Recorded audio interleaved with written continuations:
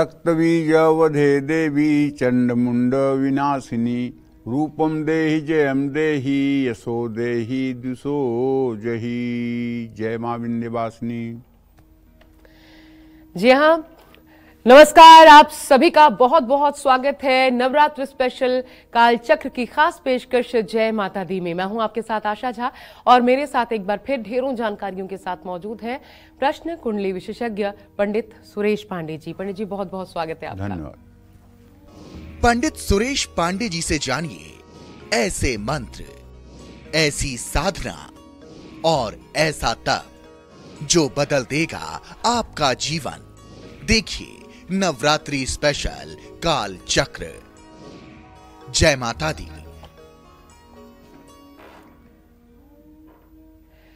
और नवरात्र में दुर्गा सप्तशती हम सभी पढ़ते हैं, लेकिन दुर्गा सप्तशती का पूर्ण लाभ पाने के लिए उसका पाठ कैसे किया जाए इसकी भी जानकारी आपको होनी चाहिए। दुर्गा सप्तशती का पाठ किस जगह पर बैठकर करना सही होता है, दुर्गा सप्तशती पूरी नहीं पढ़ सकते हैं तो फिर इसका पाठ करने की विधि क्या है, ये तमाम जानकारियां आज कालचक्र में पंडित सुरेश पांडे जी आपको विशेष कर देने वाले हैं। तो ध्यान से देखिए आज नवरात्र पर हमारा ये खास शो। अगर आपका कोई सवाल है इस बीच तो आप हमें फोन भी कर सकते हैं। नंबर नोट कर लीजिए, स्क्रीन पर नीचे लगातार फ्लैश भी हो रहा है 0120665241। नक्षत्र मध्य रात्रि 12:51 तक, इसके बाद मृगशिरा नक्षत्र शुरू होगा। सौभाग्य योग मध्य रात्रि 2:13 तक, इसके बाद शोभन योग शुरू होगा। आज नवरात्रि का चौथा दिन है। आज मां कुष्मांडा के पूजा का विधान है। आज लक्ष्मी पंचमी और रोहिणी व्रत भी है। आज विनायक चतुर्थी और रवि योग भी है। आज के कुछ इसी क्रम में अशुभ मुहूर्त भी हैं, जैसे राहु काल सुबह 10:30 बजे से 12 बजे तक, भद्रा काल दोपहर 1:11 तक और यमगंड काल दोपहर 3:34 से शाम 5:10 तक। इन अशुभ समयों में किसी नए कार्य का बिल्कुल नया शुभारंभ नहीं करना चाहिए। जय मां विंध्यवासिनी। और ये जग जाहिर है कि दुर्गा सप्तशती को हम कम में नहीं आंक सकते हैं। नवरात्र में खासकर दुर्गा सप्तशती का पाठ करने से हमारे जीवन में चमत्कारिक परिवर्तन हो सकते हैं। तो सबसे पहले इस पाठ का महत्व, इसके लाभ और इसी के बारे में विशेष जानकारी आइए जानते हैं पंडित जी से। अब तक अगर आप इसे अनदेखा करते आए हैं या इसकी जानकारी को लेकर अभाव है या किसी प्रकार का कोई संशय है तो दुर्गा सप्तशती, पंडित जी क्या इसको इस प्रकार से कहना सही होगा मेरा कि जीवन के हर एक कष्ट का निवारण इस एक किताब में समाहित है? बिल्कुल। जगत का कोई ऐसा कार्य नहीं है जो दुर्गा सप्तशती के सेवन से पूर्ण न होता हो। इसमें 700 मंत्र हैं और ये 700 मंत्र अपने आप में सिद्ध मंत्र हैं और इन 700 मंत्रों का 700 नहीं 7 करोड़ चमत्कार है। बस ये है कि दुर्गा सप्तशती का पाठ किसी गुरु चरण में बैठ करके सीखना चाहिए। मनमानी और प्रमादवश आचरण नहीं करना चाहिए। मनमानी और प्रमादवश उसका पाठ नहीं करना चाहिए। अगर आप अनुष्ठान कर रहे हैं तो, अगर आप अपने कल्याण के लिए पाठ कर रहे हैं और आप किसी गुरु से दीक्षित नहीं भी हुए हैं तब आप अपना छोटा बहुत पाठ कर सकते हैं, उसका दोष नहीं लगेगा। जैसे आपने रोज कवच का पाठ कर लिया, रोज आपने अर्गला स्तोत्र का पाठ कर लिया, रोज आपने रात्रि सूक्त का पाठ कर लिया, तो इससे आपका कल्याण ही होगा। लेकिन अगर आप अनुष्ठान परक करना चाहते हैं, दुर्गा सप्तशती का संपूर्ण पाठ करना चाहते हैं, मतलब ये जो पाठ सीखने का मतलब आप बता रहे हैं? हाँ, तो अगर आप संपूर्ण पाठ करना चाहते हैं, पाठ को अनुष्ठान के रूप में करना चाहते हैं भगवती की कृपा पाने के लिए, तब देखिए आपको करना होगा किसी देवी के उपासक के पास बैठ करके उसकी सारी विधि और सारी उसकी गोपनीयता को आपको समझना होगा जी। तब उसका पाठ आपको शुरू करना चाहिए। मार्कंडेय पुराण में सावर्णिक मनवंतर में वर्णित चमत्कारिक देवी महात्म्य में मां दुर्गा के अलग अलग स्वरूपों का वर्णन है। दुर्गा सप्तशती का विधि पूर्वक किया गया पाठ जीवन में अन्न, धन, वस्त्र, यश, शौर्य, शांति और मनोवांछित फल प्रदान करता है। श्री दुर्गा सप्तशती नारायण अवतार श्री व्यास जी द्वारा रचित महापुराणों में श्री मार्कंडेय पुराण से ली गई है, सावर्णिक मनवंतर से ली गई है। इसमें 700 मंत्र हैं, 700 मंत्रों का समावेश है, इसीलिए इसे सप्तशती कहा जाता है। सप्त माने 7, सती माने 100, सप्तशती माने 700। दुर्गा सप्तशती को चंडी पाठ भी कहा गया है। दुर्गा सप्तशती में 360 शक्तियों का वर्णन है। इसमें 700 श्लोकों को 3 भागों में बांटा गया है। इसमें महाकाली, महालक्ष्मी, महासरस्वती की महिमा का वर्णन है। सत, रज, तम की तीनों कारण देवियां हैं। मां जगदम्बे की साधना के लिए किए जाने वाले दुर्गा सप्तशती के 13 पाठों का अपने आप में एक विशेष महत्व है। और एक बात आप जान लीजिए, भगवती दुर्गा का यजन करने वाला जीवेत वर्ष शतम सांग्रभ मृत्यु विवर्जिता, एक तो 100 वर्ष की आयु तक जीता है और दूसरे संग्रामे संकटे चैव विघ्नस्तस्य न जायते, कहीं जीवन में उसके सामने विघ्न उपस्थित नहीं होता। और दुर्गा साधक की स्थिति ये बनती है कि यम यम चिंतयते कामम तम तम प्राप्नोति निश्चितम। वो जिन भौतिक वस्तुओं का चिंतन करता है वह बिना उसके प्रयास के वो वस्तु उसको प्राप्त हो जाती है। बस करना एक चीज है, शरणागति।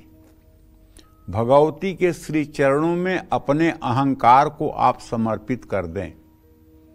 मां, मैं कुछ नहीं कर सकता, मैं अधम नीच पापी अज्ञानी हूं, मुझसे कुछ नहीं हो सकता, बस मेरा भाग्य इतना है कि मैं तेरी जैसी मां का बेटा हूं, बस मेरा सौभाग्य इतना है कि तू मेरी मां है, बाकी तो मैं अधम, नीच, मूर्ख, पापी, अज्ञानी हूं, लेकिन मेरा सौभाग्य इतना कम नहीं है कि मैं तेरा पुत्र हूं। और कुपुत्रो जाए तो क्वचिदपि कुमाता न भवति। हे ममतामयी मेरी मां, पुत्र तो कुपुत्र हो सकता है लेकिन माता तो कभी कुमाता होती नहीं है। इसलिए अपराधो भवत्येय तनयस्य पदे पदे को परः सहते लोके केवलम मातरम बिना। पुत्र तो कदम कदम पे गलतियां करता है, अपराध करता है, उसको माता के बिना कौन क्षमा कर सकता है। इसलिए हे जगत धात्री, आप अपने श्री चरणों में मुझे स्थान दीजिए, अपनी भक्ति दीजिए, अपना आशीर्वाद दीजिए और मेरे जीवन में मेरे बुद्धि को संचालित कीजिए। अगर ये शरणागति का भाव आपके अंदर आ गया और आपका अहम भगवती के चरणों में समर्पित हो गया और शरणागति हो गई, तब आप समझ लीजिए कि आपका जीवन धन्य हो गया। इसमें कोई दो राय नहीं है। जय मां विंध्यवासिनी। और आगे दरिद्रता, नौकरी, जीवन में किसी भी प्रकार के भय से मुक्ति या फिर आप पावर की कामना रखते हैं अपने जीवन में, तो दुर्गा सप्तशती में इसके तमाम मंत्र समाहित हैं जो इसी रास्ते आपको आगे बढ़ा सकते हैं। एक एक करके उन तमाम चीजों पर बात करेंगे पंडित जी से, लेकिन पंडित जी मैं एक एक टॉपिक को चुनूं कि किसके लिए कौन सा मंत्र। उससे पहले एक चीज बता दीजिए, क्यों कहा जाता है जो पूरी दुर्गा सप्तशती का पाठ न कर पाए वो चौथे अध्याय का भी पाठ कर ले मात्र तो भी ये बहुत फलदायी होता है। चौथा अध्याय क्यों खास है? मेरे पिताजी कहा करते थे बचपन में मुझसे कि देख, दुर्गा सप्तशती के 13 अध्यायों में हर अध्याय में केवल मार काट है। कहीं देवी किसी राक्षस को मार रही हैं, कहीं किसी राक्षस को शेर मार रहा है, कहीं महाकाली किसी को मार रही है। मार काट से भरा हुआ है पूरा दुर्गा सप्तशती। अच्छा। केवल चौथा अध्याय ऐसा है जिसमें देवताओं द्वारा जगत जननी जगदम्बा की स्तुति है और देवी प्रसन्न होकर उन्हें वरदान देती है। देवी की स्तुति चौथे अध्याय में है। शक्रादयः सुरगणा निहतैत वीर्यै तस्मिन् दुरात्मनि सुरारिबले च देव्या तातुष्टुवः प्रणतिनम्र शिरोधरांसा वाग्भिः प्रहर्ष पुलकोद्गम चारुदेहा दिव्याया जगदमिदं जगदात्मशक्त्या निहसे सई देवगण शक्ति समूह मूर्त्या तामंबिकामखिलं देव महर्षि पूज्या भक्तान् वित्तानि शुभानि सान यस्या प्रभावमतुलं भगवान् अनन्तौ ब्रह्मा हरश्च नहि भक्तमूलं बलं च सा चंडिकाखिल जगत परिपालनाय नाशाय चा शुभयस्य मतिं करोति या श्री स्वयं सुकृतिनां भवने स्वलक्ष्मी पापात्मनां कृते धिया हृदय सुबुद्धि।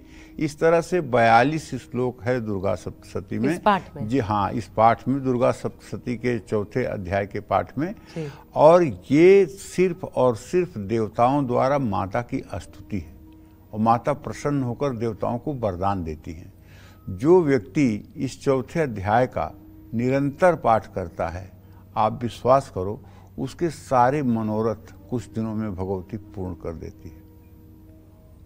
मैंने इसका प्रत्यक्ष उदाहरण देखा है। तुम्हें बताऊं कि सन 1984 में दंगा हुआ था, तो एक सिख परिवार भटकते भटकते गोपीगंज पहुंच गया और वहां से उन्हें जाना था शक्तिनगर। किसी ने बताया कि यहाँ एक ज्योतिषी रहते हैं, तो वो हमारे पास भी आए और जब उनकी सारी व्यथा कथा सुने तो बड़ा मन में दुख हुआ। तो उन्होंने कहा, आप कुछ रास्ता बताइए, अब तो हमारे पास कुछ भी नहीं है, सब कुछ छिन गया है, केवल परिवार है, हम दोनों लोग हैं, एक छोटा सा बच्चा है।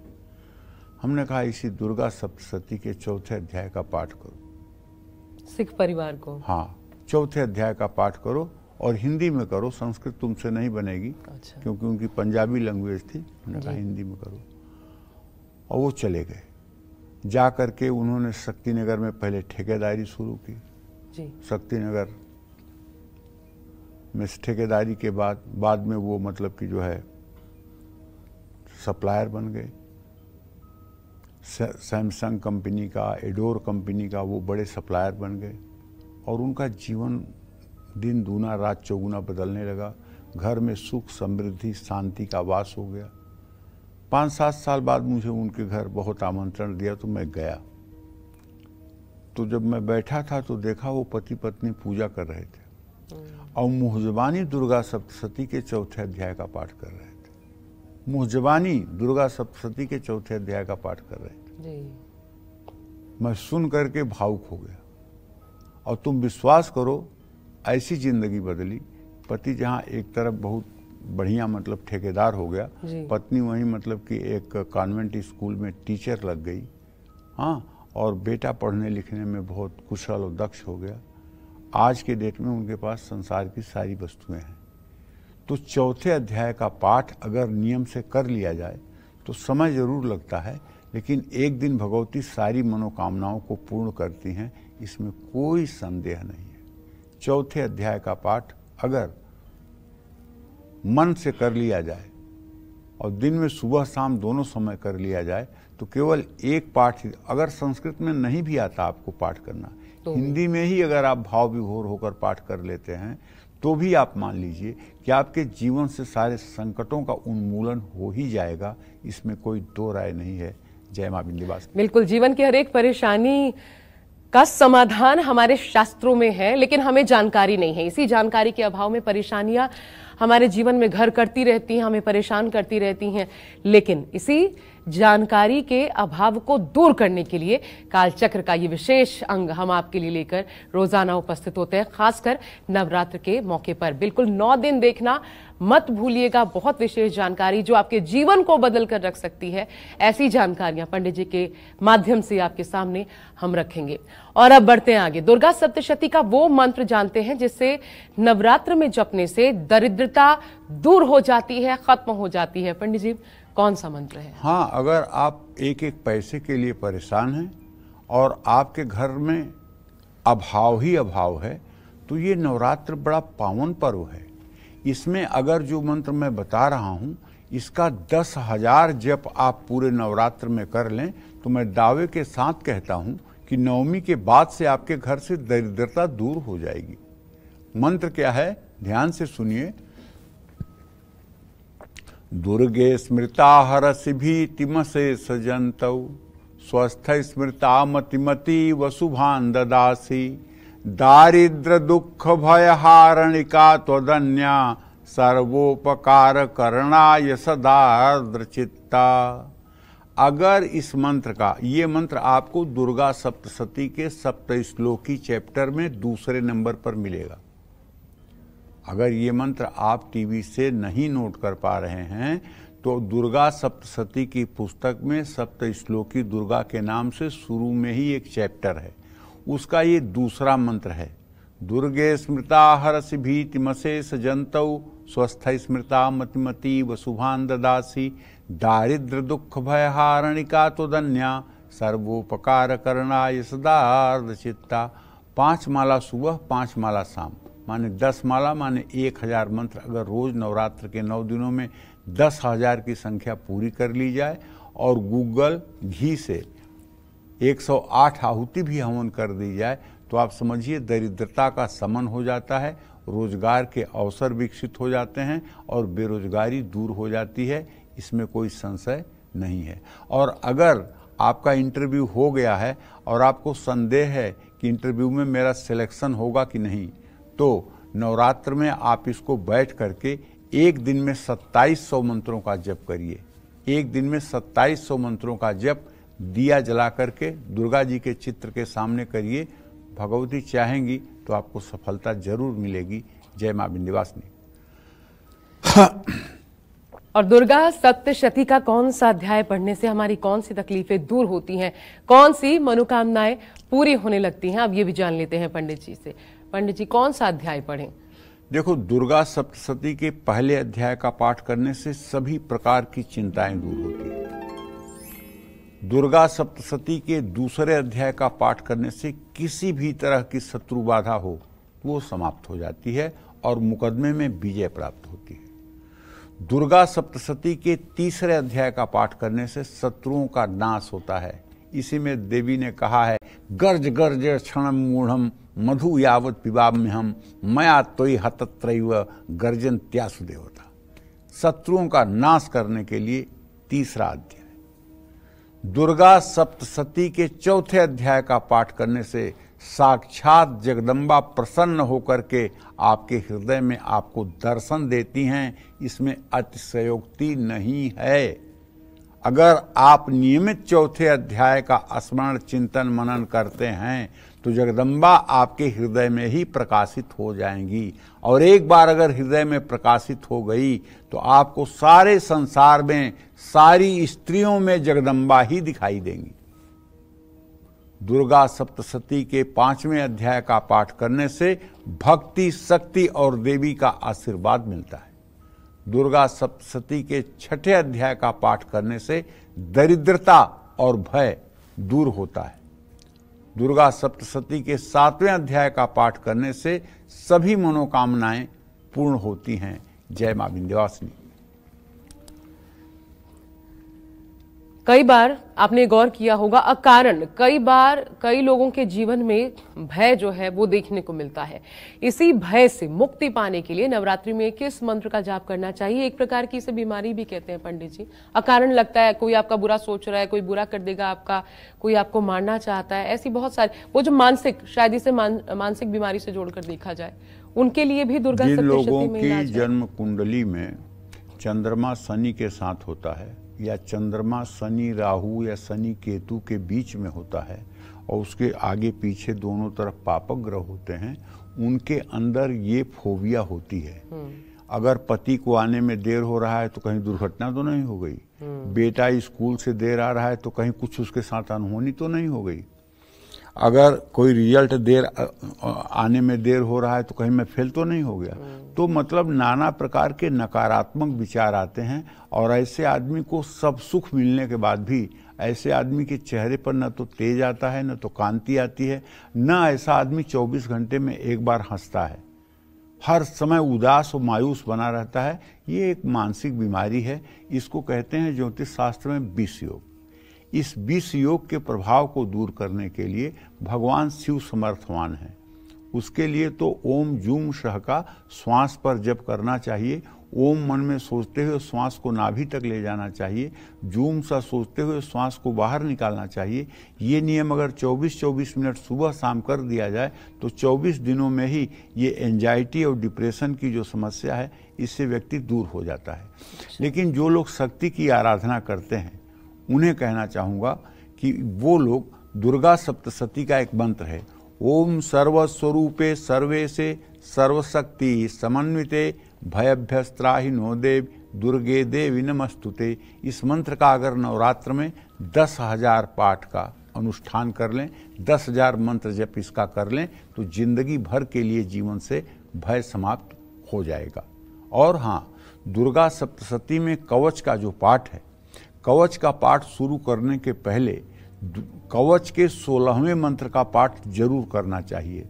नमस्तेस्तु महारौद्रे महाघोर पराक्रमे महाबले महोत्साहे महाभय विनाशिनीम। अगर इस मंत्र का भी 108 बार जप कर लिया जाए तो मैं दावे के साथ कह सकता हूं अज्ञात भय से आपको छुटकारा मिल जाएगा। जय मां विंध्यवासिनी। एक चीज जल्दी से बता दीजिए पंडित जी, हमें आगे बढ़ना है, वो ये कि क्योंकि बीमार व्यक्ति तो खुद करेगा नहीं, तो घर के लोग उसके लिए कर सकते हैं या किसी से करवाया जा सकता है कि नहीं पंडित जी से? हाँ, करवाया जा सकता है, वो भी लाभ मिलेगा, करवाया जा सकता है। जैसे पहले मतलब कि साधु लोग टोली बना करके हरि कीर्तन गांव-गांव में करते थे, तो जैसे आप कीर्तन नहीं कर रहे हो, आपके कानों में अगर कीर्तन के शब्द जा रहे हैं तो भी आपका उद्धार हो जाएगा। उसी तरह से घर में बैठ करके अगर कोई उच्चारण करके पाठ कर रहा है तो अगर बीमार व्यक्ति सुन रहा है तो उसका लाभ उसको मिलेगा। ये भी एक जरिया हो, ये भी एक जरिया हो सकता है। अब बढ़ते हैं आगे। दुर्गा सप्तशती के 8वें, 9वें, 10वें, 11वें, 12वें और 13वें अध्याय को पढ़ने से हमें किन शुभ फलों की प्राप्ति होती है? पंडित जी 8वें से शुरू करके 13वें तक बता दीजिए। देखिए, दुर्गा सप्तशती के 8वें अध्याय का पाठ करने से आकर्षण बढ़ता है। दुर्गा सप्तशती के 9वें और 10वें अध्याय का पाठ करने से संतान की प्राप्ति और संतान की उन्नति होती है। किसी खोई हुई चीज को पाने के लिए भी ये पाठ अत्यंत प्रभावशाली है। दुर्गा सप्तशती के 11वें अध्याय का पाठ करने से हर तरह की भौतिक सुख सुविधाएं प्राप्त होती हैं। दुर्गा सप्तशती के 12वें अध्याय का पाठ करने से मान सम्मान और कीर्ति बढ़ती है। और दुर्गा सप्तशती के 13वें अध्याय का पाठ करने से मोक्ष की प्राप्ति होती है। इसमें संदेह नहीं करना चाहिए। जय मां विंध्यवासिनी। और जीवन से हर प्रकार की विपत्ति को दूर करने के लिए नवरात्रि में किस मंत्र का आप जाप करें? पंडित जी कौन सा मंत्र है दुर्गा सप्तशती में इसके लिए? दुर्गा सप्तशती में तो विपत्ति नाशक सभी मंत्र हैं, लेकिन विपत्ति नाश के लिए देवी प्रपन्नार्ति हरे प्रसीद प्रसीद मातर जगतोखिलस्य प्रसीद विश्वेश्वरी पाहि विश्वम त्वमीश्वरी देवी चराचरस्य। अगर इसी मंत्र का 10,000 अनुष्ठान कर लिया जाए तो सारी विपत्तियां अपने आप धूल धूसरित हो जाएंगी। जगदम्बा के शरण में जाने के बाद अगर विपत्तियां शेष रह जाएं तब तो ये बड़ा असंभव ही है। बस गलती ये है कि हम शरणागति नहीं करते हैं, हम पूर्ण रूपेण उनको शरणागत नहीं होते हैं। हम अपना दिमाग चलाते रहते हैं, मैंने ये किया, मैंने वो किया, ये मैं का त्याग नहीं करते। ये नहीं सोचते कि मां करेगी, ये नहीं सोचते कि मां को करना है। अगर शरणागति हो जाए तो फिर आपके जीवन का भार मां उठा लेती है। ताकर सदा करहु रखवारी जिम बालक राखई महतारी। जैसे छोटे बच्चे को जब चलना सिखाना होता है तो माँ उसके दोनों तरफ अपना हाथ करके चलती है। बच्चा दाहिने गिर रहा है तो दाहिने से पकड़ लेती है, बाएं गिर रहा है बाएं से पकड़ लेती है। उसी तरह से जब साधक शुरुआत में दुर्गा के मतलब की उपासना में चलता है तो माता का दोनों हाथ उसके दाहिने बाएं रहता है कि अगर वो लड़खड़ा रहा है तो माता उसको संभालती हैं। लेकिन जब वो परिपक्व हो जाता है, बुद्धिमान हो जाता है, सारी चीजों का जानकार हो जाता है, तब उसे अपने विवेक का परिचय देकर दुर्गा जी की शरणागति ले लेनी चाहिए। जय मां विंध्यवासिनी। और अब दुर्गा सप्तशती का वो मंत्र भी जान लेते हैं जिसका नवरात्र में पूरे विधि विधान से जाप करने से मनचाहे गुणों वाले पति की प्राप्ति होती है, सौभाग्य की प्राप्ति होती है। पंडित जी ओम क्लीं कात्यायनी महामाये महायोगिन्यधीश्वरी नंद गोप सुतम देवी पतिम में कुरुते नमः। ये श्रीमद् भागवत महापुराण का मंत्र है। गोपियां भगवान कृष्ण को पति रूप में पाने के लिए जमुना जी के किनारे बालू की दुर्गा जी की कात्यायनी की मूर्ति बना करके और उसी बालू की मूर्ति के सामने बैठ करके इस मंत्र का जप किया करती थी। ओम कात्यायनी महामाये महायोगिन्यधीश्वरी नंद गोप सुतम देवी पतिम में कुरुते नमः। नंद गोप का बेटा कृष्ण मेरा पति हो, हे कात्यायनी दुर्गा, ऐसा आप वरदान दें। आज भी जो कन्याएं इस मंत्र का 41,000 मंत्र का जप 21 दिनों के अंदर कमल गट्टे के माला पर पीला वस्त्र पहन करके और केले के पेड़ के नीचे दिया जला करके और पीले आसन पर बैठ करके पान खाते हुए इस मंत्र का 21 दिनों तक अनुष्ठान निर्विघ्न करती हैं, उनके विवाह का संयोग शीघ्र शुरू हो जाता है और शीघ्र निकट भविष्य में अच्छे चिरंजीवी दीर्घायु और सच्चरित्र वर के साथ उनका विवाह होता है। इस मंत्र को कुमारी कन्याओं को जो विवाह के योग्य हैं उन्हें अवश्य करना चाहिए। जय मां विंध्यवासिनी। या श्री स्वयं सकृतनाम भवनेश्वर लक्ष्मी पापात्मनाम कृत धियाम हृदयेषु बुद्धि श्रद्धा सताम कुलजन प्रभवस्य लज्जा ताम त्वाम नता स्म परिपालय देवी विश्वम। ब्रेक के बाद स्वागत है आपका और चलिए अब चर्चा को आगे बढ़ाते हैं। दुर्गा सप्तशती क्या ऊंचे स्वर में पढ़ा जाना चाहिए? मंद स्वर में पढ़ने से क्या ज्यादा लाभ होता है? मानसिक सुख शांति कब प्राप्त होती है? किस रूप में दुर्गा सप्तशती का पाठ करने से? आइए ये तमाम चीजें पंडित जी से जान लेते हैं। पंडित जी क्या करें? सही नियम क्या है? सही विधि क्या है? जोर से बोलें न बोलें और कब क्या करना चाहिए? देखिए, दुर्गा सप्तशती के पाठ का एक अलग ही विधान है। दुर्गा सप्तशती के पाठ का एक अलग ही विधान है। अगर आप इस विधान को जानना चाहें तो मैं बताना चाहूँगा कि दुर्गा सप्तशती का जो पाठ किया जाता है, सबसे पहले तो आचमन की जाती है। आचमन करने के बाद प्राणायाम किया जाता है। प्राणायाम करने के बाद संकल्प किया जाता है। संकल्प करने के बाद शापोद्धार किया जाता है। शापोद्धार करने के बाद कीलक शापोद्धार का मंत्र है, उत्कीलन का मंत्र है और मृत संजीवनी का मंत्र है। और इस तरह से इन मंत्रों को शांत मुद्रा में बैठकर मानसिक पाठ करना अच्छा होता है। देवी कवच उच्च स्वर में, अर्गला स्तोत्र का प्रारंभ उच्च स्वर में और समापन शांत मुद्रा में करना चाहिए। देवी भगवती के कुछ मंत्र, यंत्र, मंत्र और तंत्र ये क्रिया के हैं। संपूर्ण दुर्गा सप्तशती स्वर विज्ञान का एक हिस्सा है। इस बात को समझ करके चलना चाहिए। लेकिन यदि आप दुर्गा सप्तशती का संपूर्ण पाठ करते हैं तो मैं आपको बताना चाहूँगा कि दुर्गा सप्तशती जो गीता प्रेस की है, अगर उसको आप खरीद लें तो उसमें दुर्गा सप्तशती पाठ विधि लिखी हुई है। अगर उसको आप 2-3 बार पाठ विधि जो हिंदी में लिखी हुई है उसको आप पढ़ लें तो आप दुर्गा सप्तशती के सही तरह से पाठ करने को सीख जाएंगे। इसमें कोई दो राय नहीं है। इसलिए मैं आपको बता रहा हूँ, 2-3 बार मन को एकाग्र करके अगर उस पाठ विधि को आप पढ़ लें तो उसमें बहुत सटीक पाठ विधि बताई गई है। उसी तरह से अगर आप पाठ करेंगे तो निसंदेह आपका पाठ सफल होगा। जय मां विंध्यवासिनी। और परिवार की रक्षा और तरक्की के लिए नवरात्र में किस मंत्र का जाप सबसे ज्यादा फलदायी साबित हो सकता है? पंडित जी, क्योंकि परिवार तो संबल साहस होता है। परिवार में सब ठीक तो आदमी बाहर भी उतना ही खूबसूरती से काम कर पाता है। तो परिवार की सलामती के लिए कौन सा पाठ करें? शूलेन पाहि नो देवी पाहि खड्गेन चाम्बिके घंटा स्वनेन पाहि चापज्ञानि स्वनेन च। इस मंत्र का अगर नियमित एक माला जप किया जाए तो परिवार पर कभी किसी प्रकार का संकट आ ही नहीं सकता है। जय मां विंध्यवासिनी। और अब दुर्गा सप्तशती का वो मंत्र जान लेते हैं जिसका नवरात्र में पूरे विधि विधान से जप करने पर मन चाहे गुणों वाली पत्नी की प्राप्ति हो सकती है। जी हाँ, पति के लिए तो पंडित जी आपने बता दिया माँ कात्यायनी की पूजा, पत्नी मिले सुयोग्य एक अच्छी कन्या, क्योंकि वही घर चलाती है, वो अच्छी तो सब कुछ अच्छा परिवार में पीढ़ियां तर जाएंगी। भवसागर से पार लगाती है ना, भवसागर से पार लगाती है। पुरुष अगर बुद्धिमान होता है और भागवतिक होता है तो एक कुल का उद्धार होता है।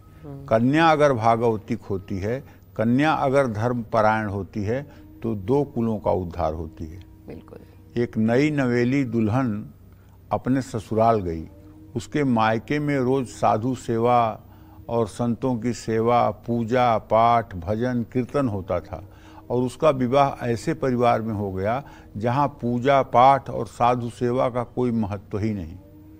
तो वो ससुराल गई थी नई नई कि 15 दिन बाद ही एक सन्यासी नवयुवक आया और उसने कहा भिक्षाम दे।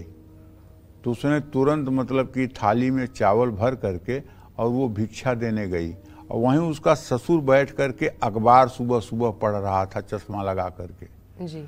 तो उसने जब चावल उसकी झोली में डाला तो बहू ने पूछा, उस नवविवाहिता ने, कुछ जल्दी नहीं कर दी? तो लड़के ने कहा, सन्यासी ने, कि बड़ा भय लग रहा था। तो फिर लड़के ने पूछा, बासी खाती हो कि ताज़ा? तो लड़की ने कहा कि बासी खाती हूँ। ससुर सुन रहा था उनकी बातों को और बड़ा आग बबूला हो गया। तुरंत उसके मायके फ़ोन लगाया, रिश्तेदारों को फ़ोन लगाया कि कैसी नालायक लड़की आपने हमारे यहाँ कर दिया है। हमारे यहाँ तो कुत्ते बिल्ली भी जो है बासी खाना नहीं खाते हैं, ये बासी खाना कैसे खाती है, इतना झूठ कैसे बोल रही है। तुरंत 4 घंटे में भैया पंचायत आ गई घर पे। लड़की को बुलाया गया, क्या बात है? तो लड़की ने कहा कि एक सन्यासी आया था, उसने भिक्षा मांगा, मैंने ले जाके भिक्षा दिया, और भिक्षा देते समय मैंने उससे पूछा कि तुमने संन्यास लेने में कुछ जल्दी नहीं कर दी? तो उसने कहा कि मुझे डर लग रहा था शायद मेरी विवाह शादी हो जाए, मैं गृहस्थ में फंस जाऊंगा, इसलिए मैंने जल्दी संन्यास ले लिया। तो उसने मुझसे पूछा कि तुम ताज़ा खाती हो कि बासी? माने तुम रोज पूजा पाठ जो धर्म कर्म करती हो उसके फलस्वरूप भोजन कर रही हो कि प्रारब्ध के फलस्वरूप? तो यहाँ चूंकि पूजा पाठ नहीं होती है तो मैंने कह दिया कि बासी, मतलब जो पूर्व जन्म का प्रारब्ध है उसी का सुख हम भोग रहे हैं। तो इसमें मैंने क्या गलत कहा? सभी लोगों ने ससुर जी को ही लज्जित किया, और उस दिन से घर में पूजा पाठ का माहौल शुरू हो गया। उस दिन से घर में संत आगमन होने लगा और अतिथियों का स्वागत आगत होने लगा। तो कन्याएं जब संस्कारित होती हैं बेटा, तो विश्वास करो 2 कुलों का उद्धार हो जाता है। और जिस घर में कुमारी कन्याएं भगवती की आराधना करती हैं, उस घर में उसके माता पिता के यहाँ रिद्धि सिद्धि वास करती है। और वो कन्या जहाँ जाती हैं विवाह होकर के, अगर झोपड़ी में भी उन्हें ब्याह कर दिया जाए, वहाँ भी राजमहल बन जाता है।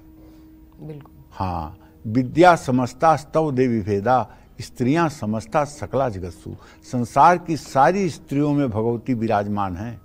ये भाव अगर नहीं रहा और कोई अपने को दुर्गा साधक कहता है तो समझ लो भैरव उसका खून पी जाएंगे।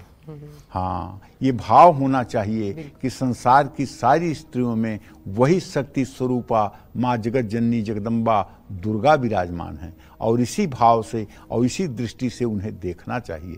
जय माँ विंध्यवासिनी। पंडित जी, तो क्या करें? मंत्र आपने नहीं बताया। हाँ, वो मंत्र भी बता दीजिए। मंत्र है अर्गला स्तोत्र का। ओम क्लीम पत्नी, क्लीम मैं जोड़ रहा हूँ, काम बीज है इसलिए मंत्र केवल इतना लिखा हुआ है, पत्नीम मनोरमाम देहि मनोवृत्तानुसारिणीम तारिणीम दुर्ग संसार सागरस्य कुलोद्भवम। लेकिन इसमें क्लीम पहले जोड़ लीजिए, क्लीम बाद में जोड़ लीजिए। क्लीम काम बीज है, इसलिए ओम क्लीम पत्नीम मनोरमाम देहि मनोवृत्तानुसारिणीम तारिणीम दुर्ग संसार सागरस्य कुलोद्भवम। अगर सचमुच में आप ऐसी पत्नी पाते हैं, कहते हैं ना, दिन नष्टम कुभोजनम जन्म नष्टम कुभार्या। अगर कुभार्या मिल गई तब तो पूरी जिंदगी नरक हो गई। दिन नष्ट होता है मन के विपरीत भोजन मिलने से, और जन्म नष्ट होता है कुभार्या मिलने से। कहते हैं कि रूपवती भार्या शत्रु माता शत्रु व्यभिचारिणी ऋणकर्ता पिता शत्रु मित्र शत्रु न पंडिता। तो कुग्राम वासः कुलहीन सेवा कुभोजनम क्रोधमुखी च भार्या मूर्खम च पुत्रम विधवा च कन्या खड प्रधयंत बिन्वग्निकायम। 6 ऐसी चिंताएं हैं जो बिना चिता के जला के राख कर देती हैं। कुग्राम वासः मतलब दुष्टों के पड़ोस में रहना हो जाए। कुलहीन सेवा किसी नीच व्यक्ति की मजबूरी में सेवा करनी पड़े जिसका आचरण गंदा है और उसकी मजबूरी में जी हजूरी बजाना पड़े और सेवा करना पड़े। कुभोजनम जो आपको पसंद नहीं है वो मजबूरी में आपको भोजन करना पड़े। क्रोधमुखी च भार्या आप कहीं से आइए महाकाली की तरह मतलब कि पत्नी तैयार है बेलन लेकर के गेट पर। क्रोधमुखी च भार्या मूर्खम च पुत्रम बेटा हुआ तो मूर्ख हो गया। विधवा च कन्या युवा अवस्था में बेटी जो है विधवा हो गई। तो ये 6 ऐसी चिंताएं हैं व्यक्ति को बिना चिता पर रखे ही जलाकर राख कर देती हैं। बहुत बड़ी चिंताएं हैं। इसलिए भगवती की आराधना करने वाले लोगों को ये 6 चिंताओं से मुक्ति मिल जाती है। ये सारी चीज़ें ठीक होती हैं। पुत्र ज्ञानी बुद्धिमान हो जाता है, बेटी का सौभाग्य अच्छा रहता है, पत्नी मनोरमा हो जाती है और अच्छे पड़ोसियों का साथ मिलता है और किसी नीच व्यक्ति की सेवा करने से वंचित हो जाते हैं आप। क्यों? क्योंकि साफ साफ लिखा है यही संपूजिता नित्यम प्रसादय धन भोजनय ददादि वित्तम पुत्राणाम अतिधर्मे गतिम शुभाम। 12वें अध्याय को पढ़िएगा तो लिखा है यही संपूजिता नित्यम जो मेरी नित्य, यही संपूजिता नित्यम प्रसादय धन भोजनय प्रसाद से धन से जो मेरी नित्य पूजा करता है। ददादि वित्तम मैं पहले उसको धन देती हूँ। धन किस लिए देती हूँ? ददादि वित्तम पुत्राणाम और उसको उसके बाद पुत्र देती हूँ ताकि उसके धन का उपयोग करे और धन का दुरुपयोग न करे। इसके लिए क्या देती हूँ? ददादि वित्तम पुत्राणाम मति सुंदर मति देती हूँ ताकि धन का दुरुपयोग न करे और उसके बाद गतिम शुभाम अंत में सुंदर गति देती हूँ। तो ये भगवती का स्पष्ट कथन है, इसमें कहाँ संदेह है। यही संपूजिता नित्यम प्रसादय धन भोजनय ददादि वित्तम पुत्राणाम अतिधर्मे गतिम शुभाम। इसलिए भगवती के चरण शरण में रह करके और उनकी उपासना करके जीवन के तमाम प्रकार के शोक संताप से आप मुक्त हो सकते हैं। जय मां विंध्यवासिनी। तो अलग अलग उद्देश्यों की पूर्ति हेतु कैसे आपके उद्देश्य पूरे होंगे, उसके लिए कौन से मंत्र सबसे सटीक है, पंडित जी आपको बता रहे हैं दुर्गा सप्तशती से। लेकिन पंडित जी अब विधि भी बता दीजिए, अलग अलग विधियां क्या हैं, वो जानना भी जरूरी हो जाता है क्योंकि पूर्ण फल मिले और सही तरीके से हो पाए। देखो मैंने तो एक बात बताया कि आप जो है दुर्गा सप्तशती में जो मतलब कि पाठ करने की विधि लिखी हुई है उसको अगर 3-4 बार पढ़ लीजिए तो आपको विधि समझ में आ जाएगी आगे पढ़ने में। लेकिन जहां तक मेरे बताने की विधि है, एक वकार विधि है। नवरात्रि के पहले दिन दुर्गा सप्तशती के पहले अध्याय का पाठ करना चाहिए। नवरात्रि के दूसरे दिन दुर्गा सप्तशती के दूसरे और तीसरे अध्याय का पाठ करना चाहिए। नवरात्रि के तीसरे दिन दुर्गा सप्तशती के चौथे अध्याय का एक पाठ करना चाहिए। नवरात्रि के चौथे दिन दुर्गा सप्तशती के 5वें, 6ठे, 7वें, 8वें अध्याय के ये 4 पाठ करने चाहिए। नवरात्रि के 5वें दिन दुर्गा सप्तशती के 9वें, 10वें अध्याय के 2 पाठ करने चाहिए। नवरात्रि के 6ठे दिन दुर्गा सप्तशती के 11वें अध्याय का पाठ करना चाहिए। नवरात्रि के 7वें दिन दुर्गा सप्तशती के 12वें और 13वें अध्याय के 2 पाठ करके एक आवृत्ति सप्तशती पूरा कर लेनी चाहिए और तीनों रहस्य पढ़ लेना चाहिए। अष्टमी के दिन घर में हवन करना चाहिए और नवमी के दिन कन्या पूजन करना चाहिए। लेकिन जो लोग नवरात्र के 9 दिन व्रत कर रहे हैं, जो लोग नवरात्र में नित्य दुर्गा सप्तशती का एक पाठ कर रहे हैं, उनके ऊपर ये नियम लागू नहीं होता। उन्हें नित्य दुर्गा सप्तशती का खडंग सहित अर्थात कवच, अर्गला, कीलक, रात्रि सूक्त, दिव्य अथर्वशीर्ष और मतलब कि नवार्ण मंत्र का जप करते हुए सप्तशती का न्यास ध्यान करते हुए इसके बाद में तीनों रहस्यों को पढ़ते हुए क्षमा प्रार्थना करते हुए अंत में देवी की मानस पूजा भी करनी चाहिए। और अंतिम दिन नवमी के दिन मध्य नवमी के बाद हवन करना चाहिए। उसके बाद कन्या पूजन करना चाहिए। उसके बाद नवमी के चौथे चरण में या 10वीं के पहले चरण में मतलब कि अपना व्रत का उद्यापन करना चाहिए। देखिए निर्णय सिंधु में नवमी के चौथे चरण में भी नवरात्र के व्रत की पालना के लिए निर्देश है, लेकिन ज़्यादातर लोग दशमी के पहले चरण में ये नवरात्र के व्रत का पालना करते हैं। आपके कुल में, आपके यहाँ जो विधा प्रचलित हो उसे आप अपना सकते हैं, उसमें दोष नहीं है। नवरात्र के चौथे चरण में भी आप व्रत का उद्यापन कर सकते हैं, व्रत खोल सकते हैं, और दशमी के पहले चरण में भी आप ये अपना व्रत समाप्त कर सकते हैं। जय मां विंध्यवासिनी। और अगर आप कोई महत्वपूर्ण काम कर रहे हैं तो उसमें रुकावट ना आए, कार्यों में आने वाली हर रुकावट और बाधा को दूर करने के लिए नवरात्र में किस मंत्र का जाप करना चाहिए? पंडित जी, इसके लिए कौन सा मंत्र है? देखिए, सर्वा बाधा प्रशमनम त्रैलोक्यस्याखिलेश्वरी एवमेव त्वया कार्यम अस्मद वैरि विनाशनम। ये दुर्गा सप्तशती में सप्तश्लोकी दुर्गा का 7वां मंत्र है। अगर आप शत्रु पीड़ा से एकदम बिलबिला गए हैं और आपको लगता है कि अब जीवन एकदम नर्क हो गया है, दुश्मनों ने जीना आपका मुहाल कर दिया है, तो कलयुग में एक चमत्कारी उपाय आपको बताता हूं। ये मंत्र दुर्गा सप्तशती के सप्तश्लोकी दुर्गा का 7वां मंत्र है। आप भैंस के घी की व्यवस्था करिए, 4 चम्मच भैंस का घी और 108 दाने काली मिर्च के, और गाय के गोबर का उपला जला लीजिए और उसको तांबे के हवन कुंड में रख लीजिए, और घी और 108 काली मिर्च मिला लीजिए, और चांदी का चम्मच हो या स्टील का ही चम्मच हो, इस मंत्र को बोलते हुए 108 बार उसी मतलब उपले पर ये हवन आप कर दीजिए। जो व्यक्ति आपको परेशान कर रहा होगा 21 दिनों के अंदर अगर वो शरणागत न हो जाए तो आप कहिएगा।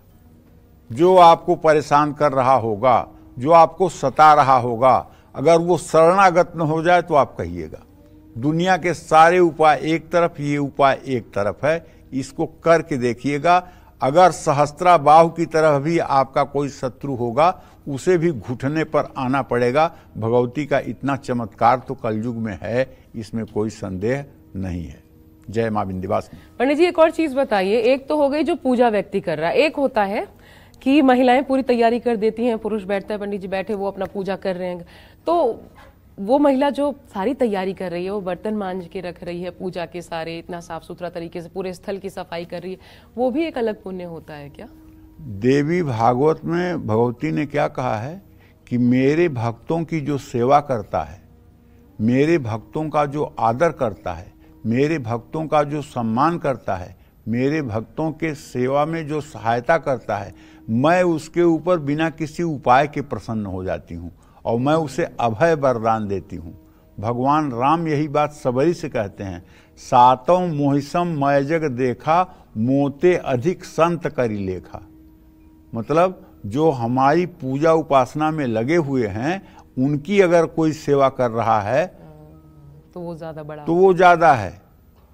समझ रही हैं? हाँ, जनाबाई जो है वो बिट्ठल बिट्ठल करती थी, लेकिन वो एक संत की ही शिष्या थी और वो संत सेवा में थी, और संत सेवा में रह करके उन्होंने जो उपले पाथे वो उपले बिट्ठल बिट्ठल कहते थे। कबीरदास को विश्वास नहीं हुआ कि उपले कभी बिट्ठल बोलेंगे। कबीरदास बनारस से चलकर आ गए थे राजस्थान, वो उपले कान को लगाए तो हर उपला बोल रहा था बिट्ठल बिट्ठल बिट्ठल। तो संतों की सेवा करने से भगवान की सेवा से भी ज्यादा फल प्राप्त होता है।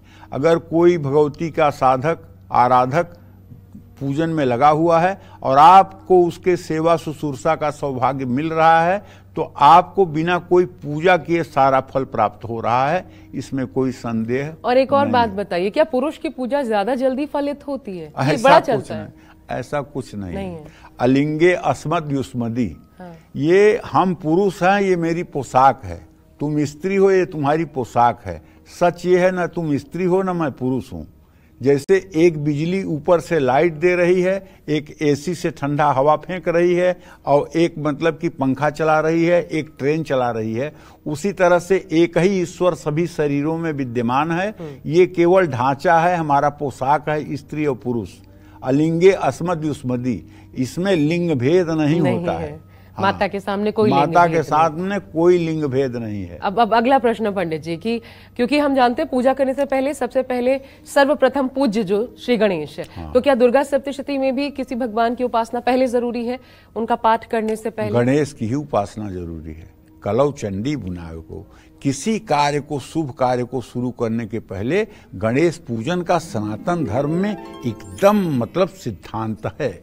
ऐसे में दुर्गा सप्तशती का पाठ से पहले आपको भगवान गणेश की उपासना जरूर करनी चाहिए।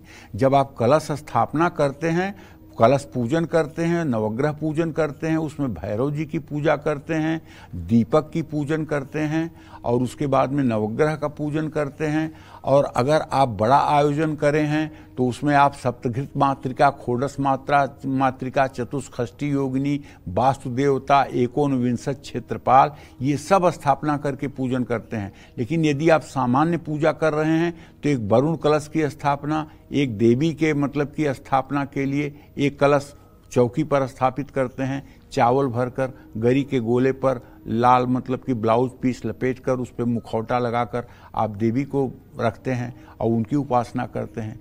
तो सप्तशती पाठ से पहले श्री दुर्गा सप्तशती की जो पुस्तक है उसको लाल आसन पर बिछाकर ओम नमो दिव्यै महादिव्यै शिवाय सत्तं नमः, नमः प्रकृते भद्राय नियता प्रणतास्ताम, इस मंत्र से जल, कुमकुम, चावल, फूल, गंधाक्षत, पुष्प, धूप, दीप, नैवेद्य से पुस्तक की सरस्वती समझ करके पूजा करना चाहिए। इसके बाद अपने माथे पर तिलक लगाकर पूर्व दिशा की ओर मुँह करके तत्व शुद्धि के लिए 4 बार आचमन करना चाहिए। और आचमन करने के बाद दुर्गा सप्तशती पाठ में कवच, अर्गला, कीलक स्तोत्र का पाठ करने से पहले आपको सापोद्धार और उत्कीलन के मंत्र कर लेना चाहिए। मृत संजीवनी विद्या का भी मंत्र जप कर लेना चाहिए। दुर्गा सप्तशती का हर मंत्र ब्रह्मा, वशिष्ठ और विश्वामित्र के द्वारा स्थापित किया गया है। ऐसे में सापोद्धार के बिना इसका सही प्रतिफल नहीं प्राप्त होता है। दुर्गा सप्तशती का एक दिन में पूरा पाठ न कर सकें तो पहले दिन सिर्फ मध्यम चरित्र का पाठ कर लें, दूसरे दिन बाकी 2 चरित्रों का, प्रथम चरित्र और उत्तर चरित्र का पाठ कर लें। श्री दुर्गा सप्तशती में दिव्य अथर्व शीर्ष स्तोत्र का नित्य पाठ करने से वाक सिद्धि होती है और अकाल मृत्यु पर भी विजय प्राप्त होती है। भौमा अश्विन्याम महादेवी सन्निधौ जपत्वा महामृत्युम तरते यहो में एव वेदः इत्युपनिषदः। लेकिन इसका पाठ पूरे विधि विधान के साथ किया जाना बहुत जरूरी है। जय मां विंध्यवासिनी। पंडित जी, माँ को कुमकुम ही सिर्फ लगता है कि चंदन भी लग सकता है? चंदन लगता है। अच्छा। कस्तूरी द्रव चंदन गुरु सुधा धाराभिरा प्लावितम नाना नर्घ समर्पितम, मतलब माता को चंदन का लेप लगाया जाता है। वो जो पुस्तक पे माता का चित्र है उस पे भी माथे पर? हाँ, माथे पे चंदन लगा सकते हैं, चरण में चंदन लगा सकते हैं और एक फूल में हल्दी अक्षत लगा करके पुष्प को जो है पुस्तक पर रख देना चाहिए। हाथ जोड़ करके पुस्तक की सरस्वती रूप में उपासना करनी चाहिए। नमो दिव्यै महादिव्यै शिवाय सत्तं नमः, नमः प्रकृते भद्राय नियताः प्रणतास्मताम्। ठीक है पंडित जी। क्योंकि ये पुस्तक जो है ना, ये साक्षात दुर्गा का ही स्वरूप है।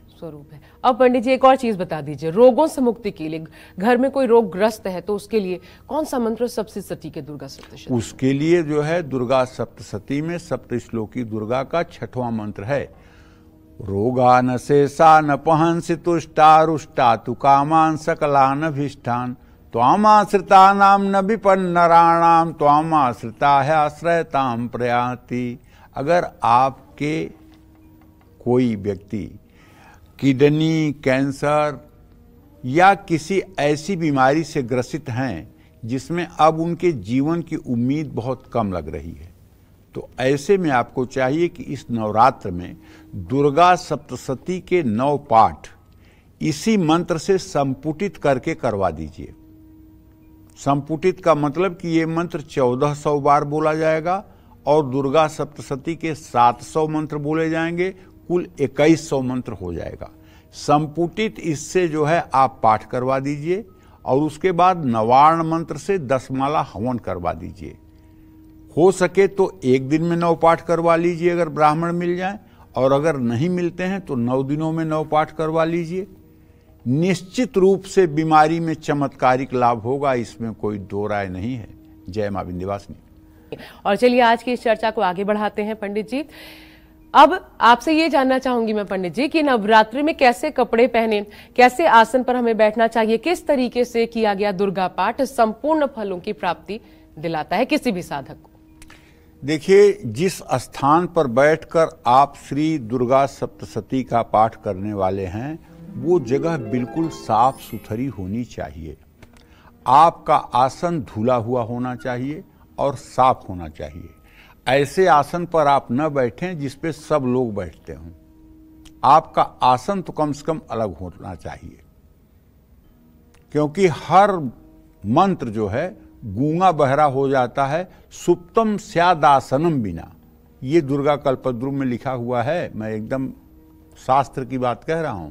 सुप्तम स्यादासनम बिना, मंत्र सो जाता है अगर आसन शुद्धि न हो तो एक तो सूती कपड़ा पहनना चाहिए, पॉलिएस्टर के कपड़े नहीं पहनना चाहिए। हाँ, रेशमी कपड़ा आप पहन सकते हैं, सूती कपड़ा आप पहन सकते हैं, लेकिन पॉलिएस्टर कपड़ा, टेरिकाट का कपड़ा आपको नहीं पहनना चाहिए।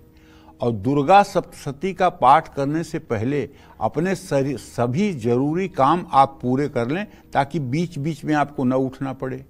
और ये मोबाइल महादेव को उतने समय के लिए स्विच ऑफ कर दें, क्योंकि एक बात जान लो, त्रिलोक की राजलक्ष्मी देने पर भी अगर आप अपने भगवती को 1 मिनट के लिए विस्मृत कर रहे हैं और किसी व्यक्ति, वस्तु या सामग्री में अपना मन डाइवर्ट कर रहे हैं तो साधना अधूरी है।